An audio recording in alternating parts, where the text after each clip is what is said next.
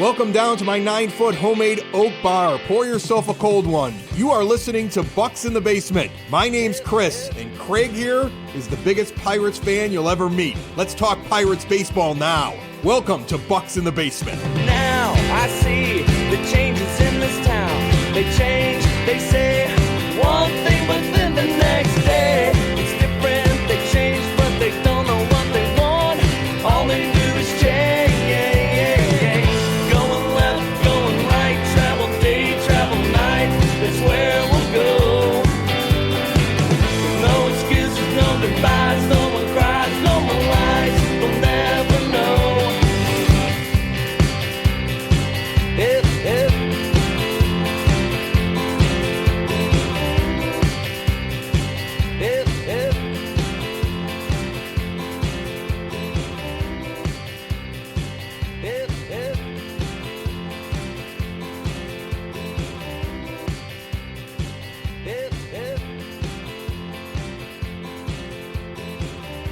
Pirates have fallen off a cliff, off a plank, anything that you want to use. Pirates fans are frustrated, calling for the heads of anyone that they can. Not myself here just yet, but I looked back here the last time that we had this guest on. The Pirates were 44-47, now sitting at 56 and 64 after a 10-game losing streak.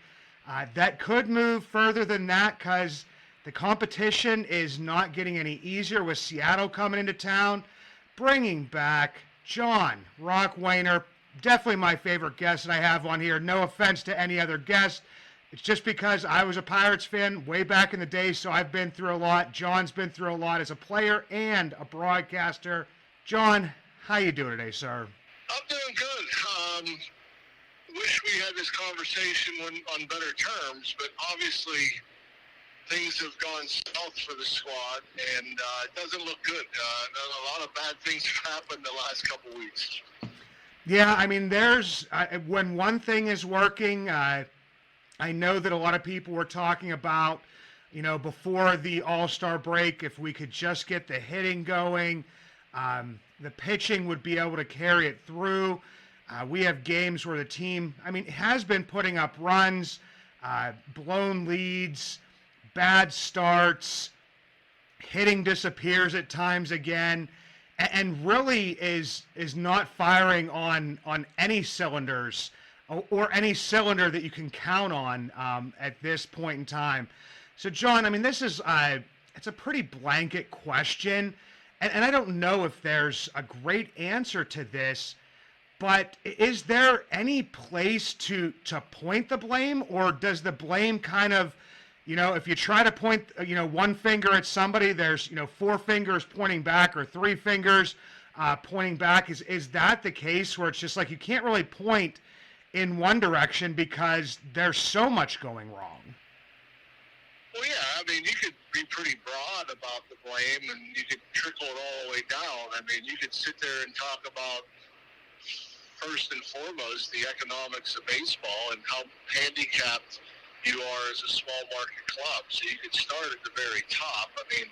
When you have the Dodgers and the Padres and the Mets and the Yankees, so many other teams with so many more resources that they can go and throw money at any problem they have, and not only can they throw money at it, they still get the draft, and they still get to sign Latin American players, international signings, and they can still throw money at a lot of different things, and if they make mistakes, or if guys have injuries, or if guys underperform, they're going to have a little more depth. And so I think, you look at that first, I think, because when you have a third of the payroll of some of these teams in Major League Baseball, you're up against it. And so I guess the next level would be, all right, now we're in year 5 of a plan where, you got high draft picks, you spend money in international market, you make some trades, and so you would think by year 5, you have a significant amount of talent to where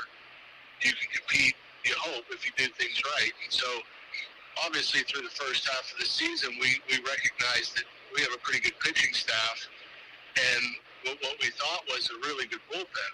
And we've had some depth even on the starting side, maybe not so much on the bullpen side because of injury. I think a lot of it has to do with injury. We've lost a couple good bullpen arms over the course of this year, and I think about Barucki and Moretta and Machinsky and now Holderman, etc. But if you don't have the resources to go and spend at depth, you got to develop, you got to draft right, you got to hit on your trades, you got to have some international signings, etc., to put a competitive team on the field. And I think offensively, it's been a problem throughout the first half. Everybody's been calling for more offense. I think maybe the trigger was pulled too late. You can sit there and maybe say, well, we didn't get enough offensive help early enough. And then when we did get the offensive help, and De La Cruz and IKF, they haven't really performed.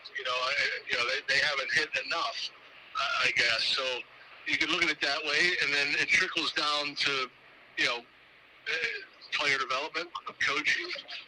We've gotten enough out of the talent that we have, and then it can trickle down to me what I think is maybe the ultimate level. You got players at the big league level that are performing up to their capabilities, and sometimes it's effort, sometimes it's lack of concentration, sometimes it's a lot of different things.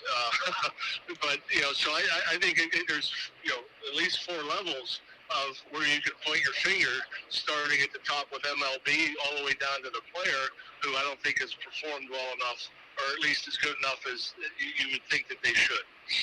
Yeah, there's a lot of things. I mean, I know that the easiest place for at least fans and if somebody's writing an article or whatever it may be, I mean, the first 2 people you think of are Ben Cherington and Derek Shelton. And I mean, to kind of back this up to like when this show started, I started this show in 2009. 2019 during that season, I could see that there was going to be a change, or there possibly needed to be a change at that point in time. Derek Shelton wasn't my first pick. I looked back at it right now, and I was a Stubby Clapp and a Mark Kotsay kind of guy. When Ben Cherington was there, he wasn't my first pick. I had Kim Ng and I had Matt Arnold. So I'm not trying to say that, I told you so, but then also, like you talk about the constraints that they're under. I mean, there's more reports out there that Ben Cherington was handcuffed at the deadline in the money that he could spend than the ones that are out there saying that there was more money to be spent. So I mean, it's very, very strange, and I don't know. I know the international thing has been brought up, and I mean, I go to Ben Cherington when he came in. I mean, a lot of people want to go back to Junior Vizcaíno when he was hired in 2017. But even if you go back that far, some of those players are still only 21 years old. I mean, you would hope that you would have, somebody have that breakout and have that potential and be able to see that potential closer. But in Ben Cherington's tenure, I mean, some of those guys, I mean, the oldest guys are, I don't know, 19, 20 years old. So, I mean, I think about, I think back, and I did tweet this out or X this out last night when I was kind of just a little bit frustrated, is that, some fans might not remember 2011 and 2012. And John, I know you remember those days well. Now, the Pirates were 54 and 49 in 2011, and then dropped down to a 90-loss team with a 10-game losing streak in there. It was even worse for us in 2012 because they had 70 wins at the beginning of September and only got 9 more wins the rest of the year. So I guess my question in this, I'm kind of ranting here a little bit, but I feel like most Pirates fans are at this point in time. But it's like, is it okay, one more year? And I know that's a horrible thing for Pirates fans to hear because they're always saying, oh yeah, wait till next year. But at this point in time, is it wait till next year?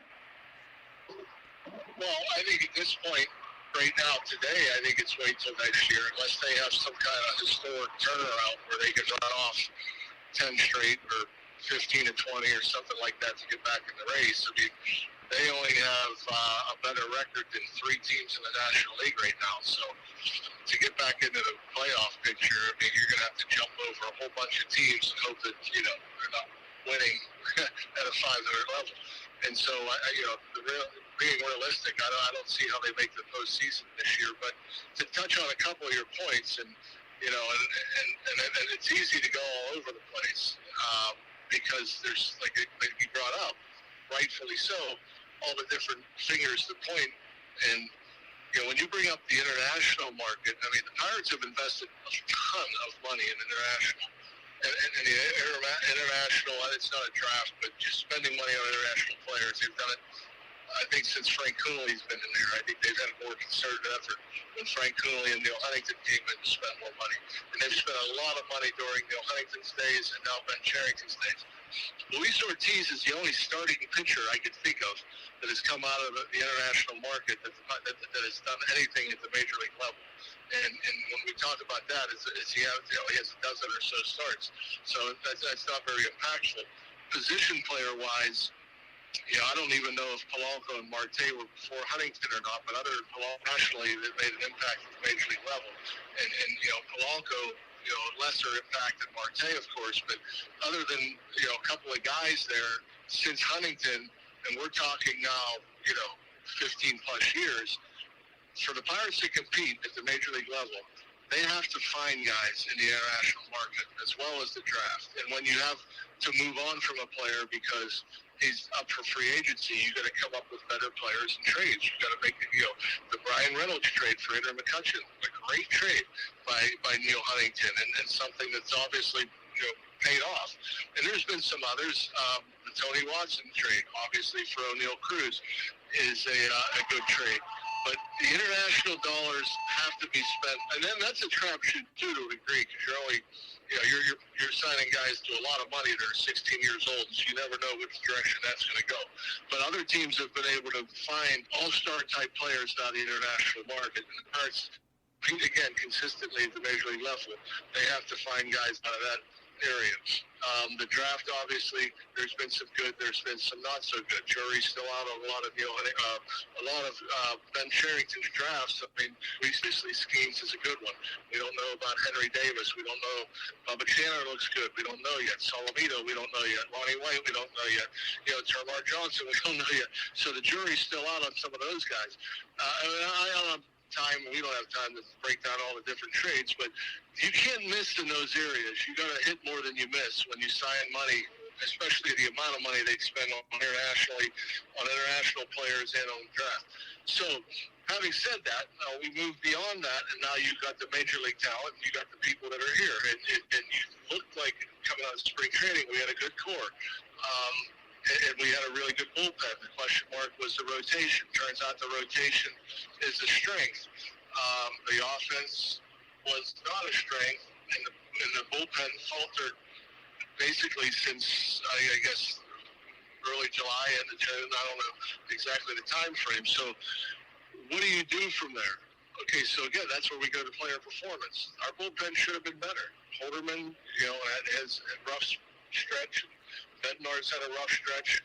Obviously, we've lost 3 valuable arms, and the guys I mentioned earlier, that's cost us games. At homestand against Arizona, San Diego was a disaster.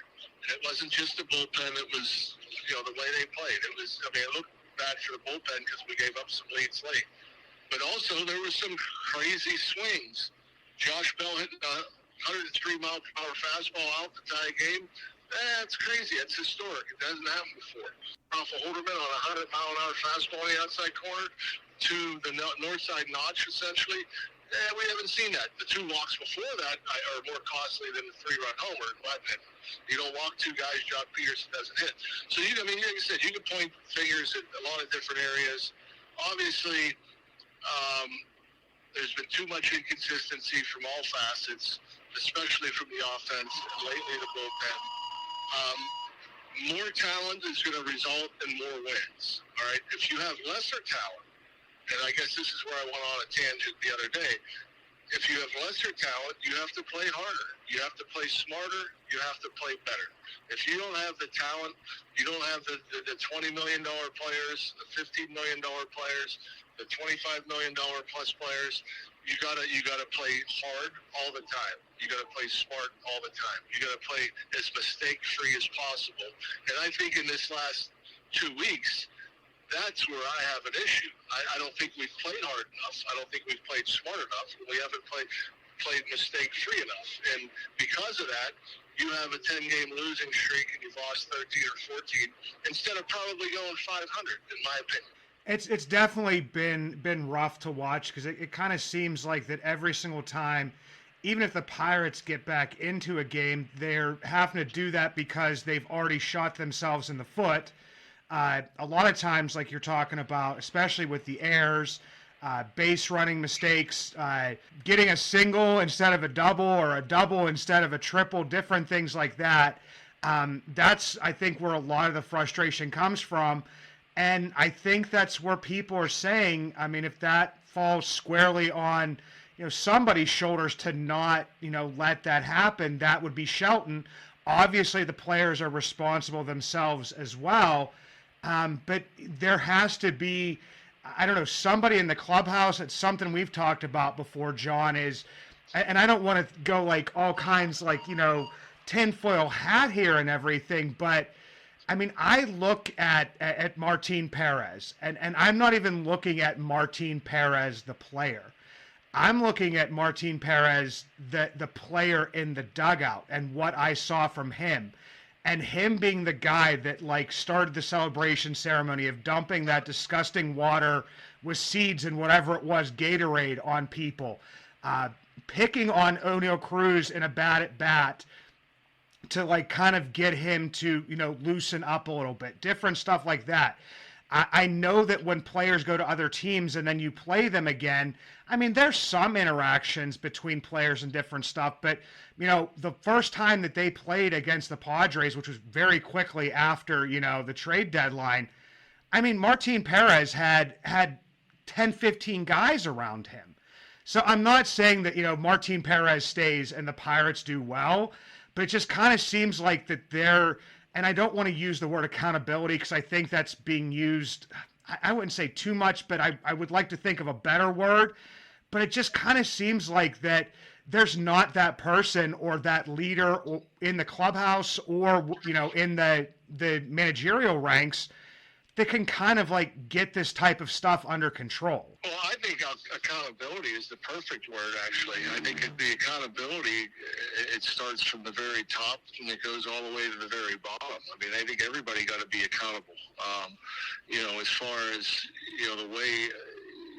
the way you accumulate talent, to the way you develop talent, to the way that talent performs, and to the way you get the best out of that talent.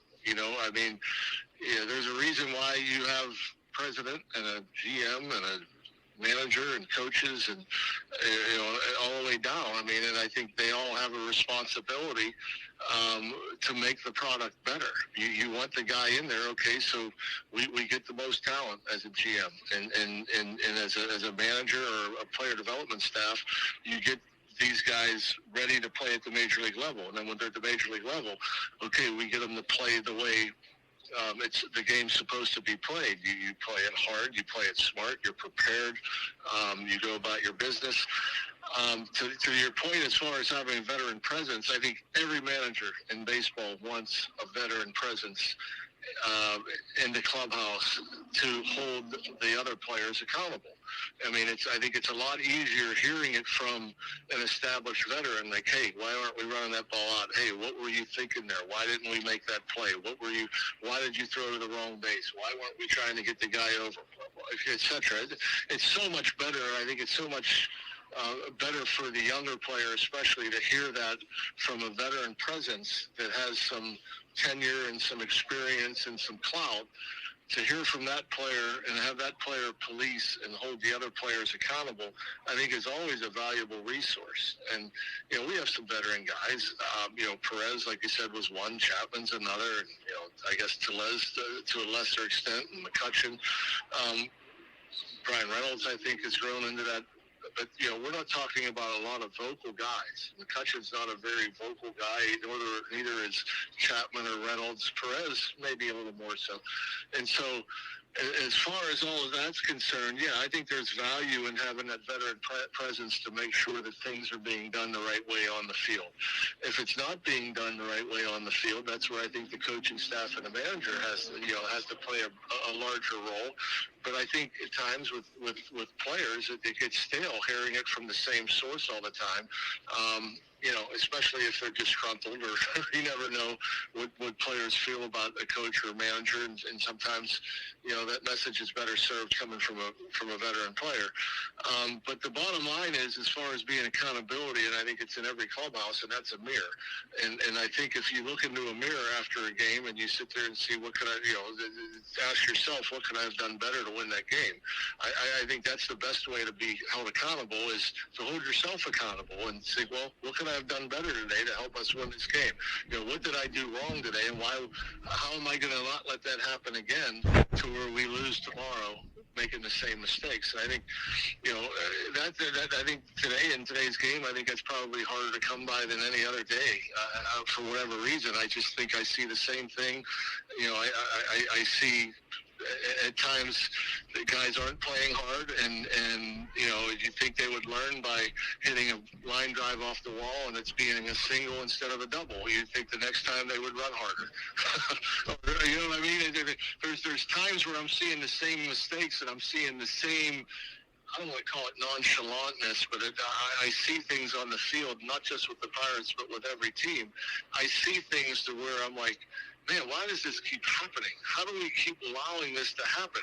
How do you just, make the same mistakes over and over again? How can it be you have 4 at-bats in a game and you can't run hard all 4 at-bats, especially when you have a chance to get extra bases or you have a chance to score a run, etc. That's the thing that drives me crazy. And I think, like I said, somehow, some way, I think players, to be good players, a lot of these guys are young and they're playing for next year, or they're playing for a contract or whatever. You would think that they would sit there and be able to self-evaluate every now and again to figure out, hey, I want to win. Not only do I want to get another contract, I want to win. And so, if you can't hold yourself accountable, somebody got to hold players accountable to make sure that they're playing like major league players and doing everything they can to win ball games.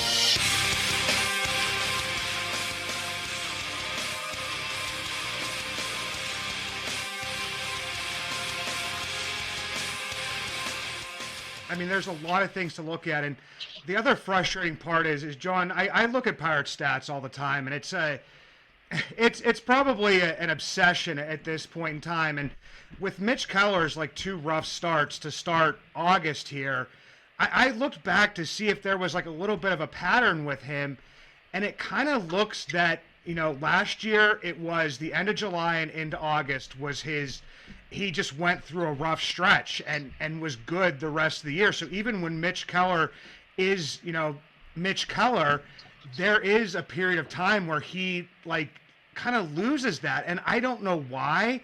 And it always seems to be the end of July into August. And this year it's August again. Not even joking. His walks and hits per innings pitched for his career in August, the career splits is a 1.6, where the rest of the season it's around, from a 1.1 to a 1.2. And I don't know what happens with Mitch there.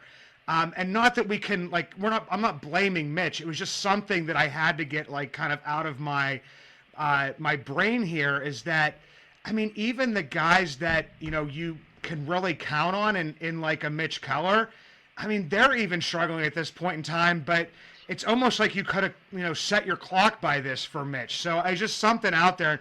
And I don't know if you noticed anything with Mitch recently that he's doing any differently. Not really. I want to say, I can't remember what his last start at home. I don't remember if we won that game or not. I'm trying to remember.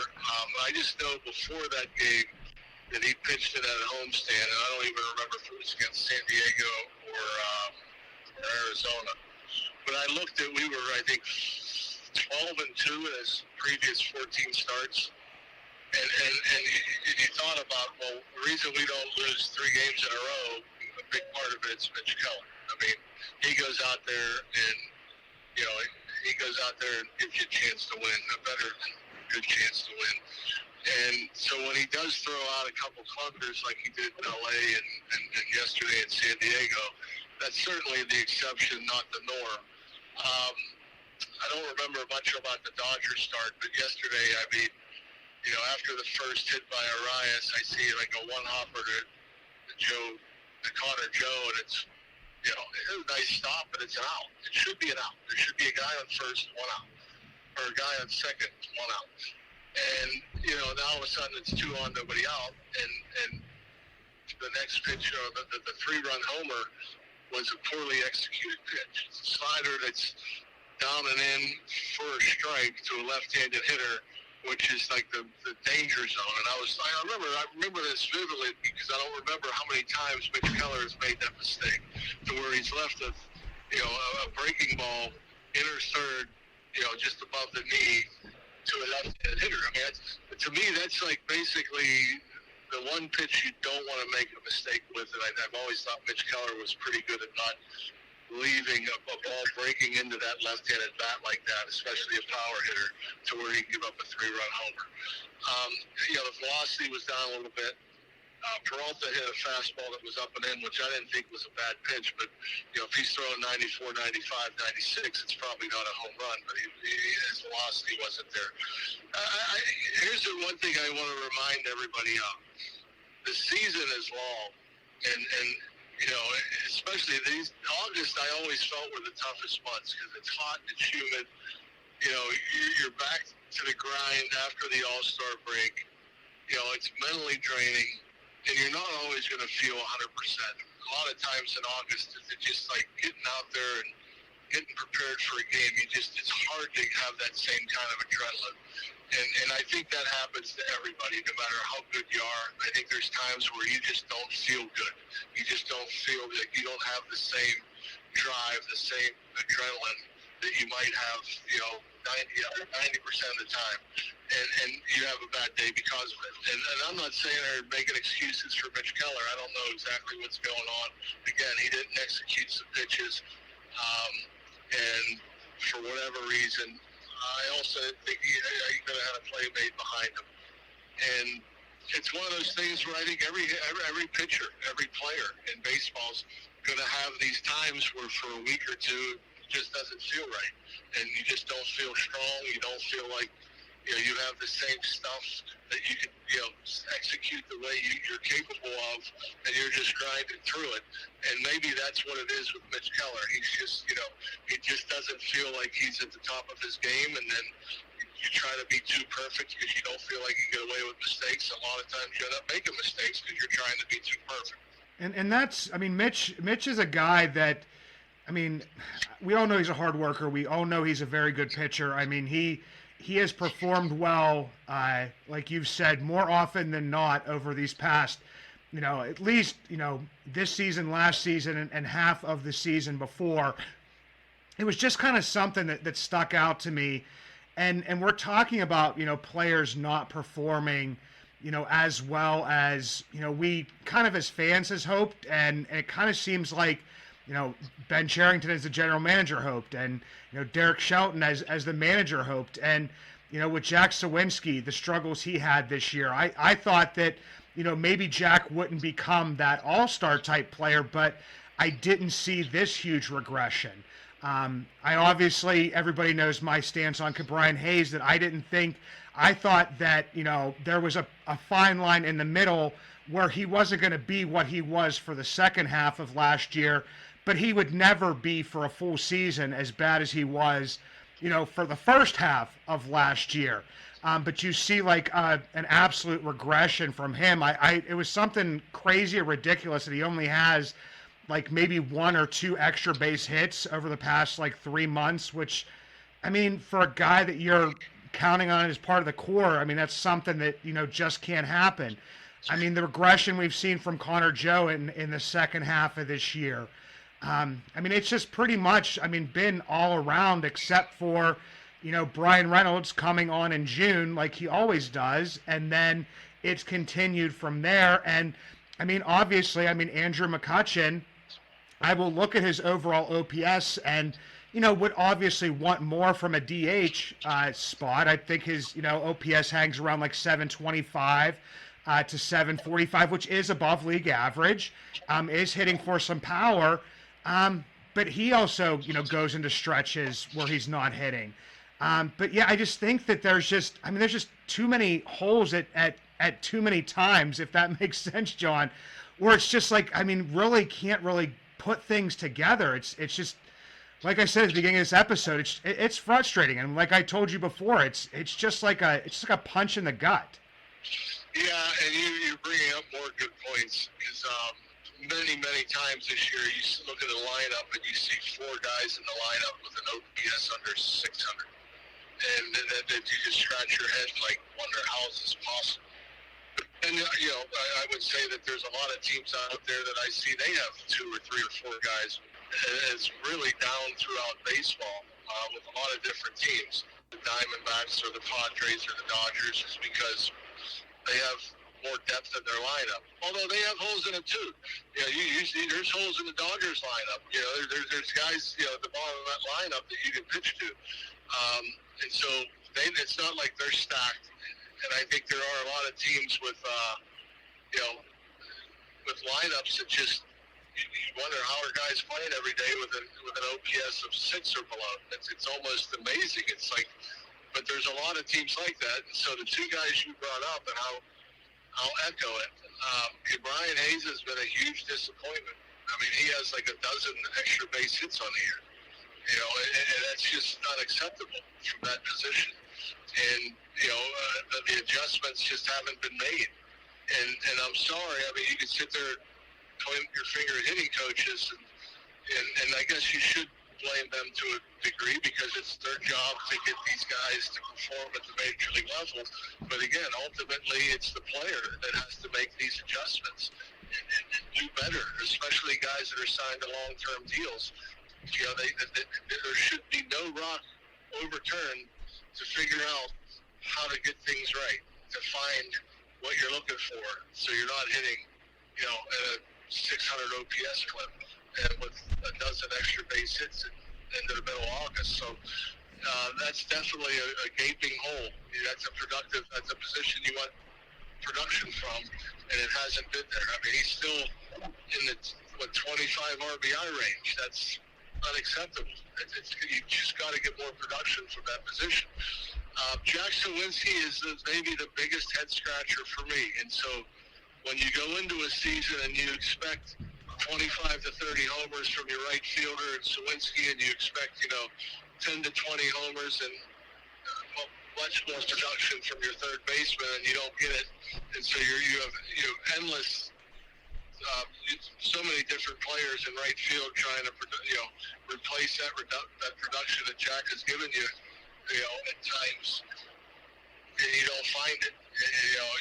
Whether it be Palacios or Olivares, and now De La Cruz, G1 Bay and Connor Joe, it's we could never that's another power position. You expect home runs and RBIs, and we haven't gotten it in right field.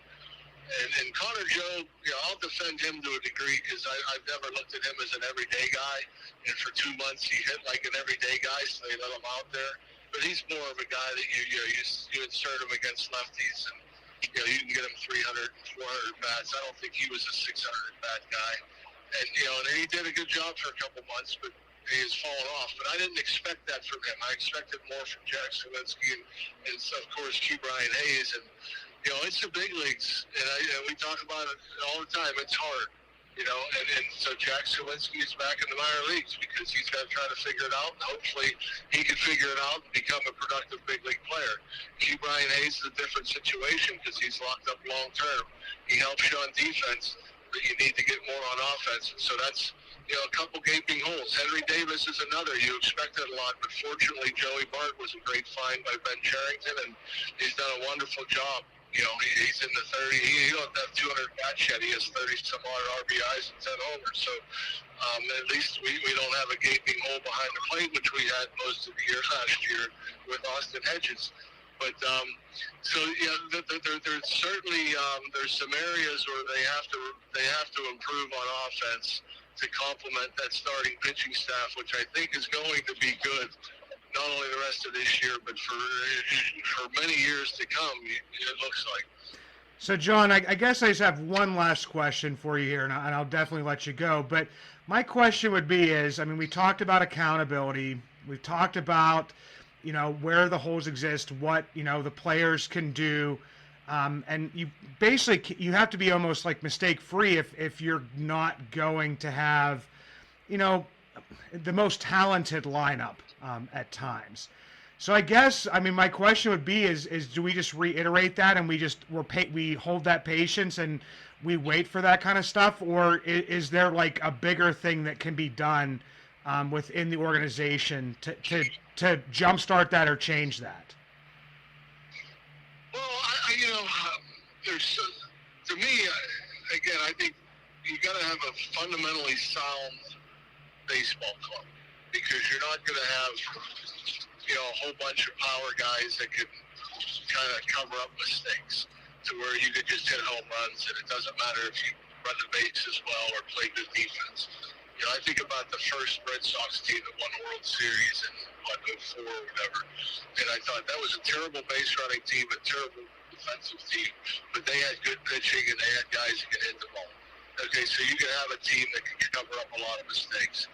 Again, this Pirates squad, they're never going to have a big payroll, and so they got to outplay other teams. They got to outsmart other teams. And so I think it has to be, a part of the culture is that we're going to do the little things better than everybody else to win more ball games. And a lot of that is defense. The defense, you got to make the routine play.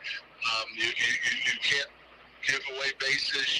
Errors are going to happen. Errors are going to happen to everybody. But you can't have the careless errors, the mental lapse errors. You gotta, and you just gotta have a solid defensive squad. And then offensively, fundamental baseball is out the window. And how do you get that back? I'm not sure. Again, it almost has to be a culture piece to where you're going to know how to bunt when you get to the big league levels. You're going to know how to hit the ball on the ground for a hit and run at the big league level. You're going to have to learn how to hit the ball on the right side with the runner on second base at the big league level. I got to put the ball in play with a runner on third, less than 2 outs. I think that almost has to be a culture piece that is taught from the very beginning. From the moment you sign your big league contract, the moment you come into the organization, is that we got to be able to win close games, and to do that, we got to play fundamentally sound baseball. Every team in baseball, I think, is so poor at doing the little things it takes to win games. We see it. Guys can't get butts down. Guys can't get guys over. Guys swing and miss. The strikeouts are climbing throughout the game, and I think it's got to be you got to put an emphasis on it. If you're not going to hit 30 home runs, I need you to put the ball in play. I need you to be able to manufacture runs. In this losing streak, and the one win since the trade deadline, a lot has been written and a lot has been talked about how many one-run games you lose. Well, we're losing a lot of one-run games, and if you're playing fundamentally sound baseball and you're not making the mental mistakes on defense, you catch the ball, you don't give extra outs, and you do the little things on offense by taking the extra base. Not failing to get the extra base, but by taking the extra base and by moving guys and doing the little things it takes to push runs across, you're not losing one-run games. You're winning one-run games. And to me, if you don't have the payroll, you got to have the grit, the determination, and the wherewithal to find a way to minimize run scoring and to maximize pushing runs across home plate.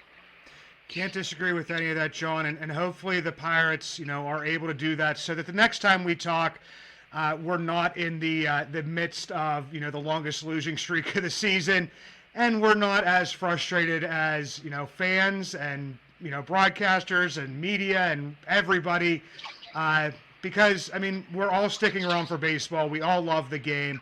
But John, as always, it's great to have you come on here and talk, and I really do appreciate it, sir. Yeah, always a pleasure, and I will say this about frustration. Frustration is a good thing because the expectations were higher. If there wasn't any frustration, there wouldn't be any expectations. So, I mean, especially this year, when you saw the pitching talent and you saw the need for an upgrade on offense, and you saw where they were just at the All-Star break and after, that you had a chance. Okay, so there's enough talent there to be frustrated with when you don't win more games. And so I never mind frustration because that means there's some expectation. So that's much better, because in the White Sox, in Chicagoland with the White Sox, nobody's frustrated. They're just disgusted. Yeah, it's definitely a different feeling. Yeah.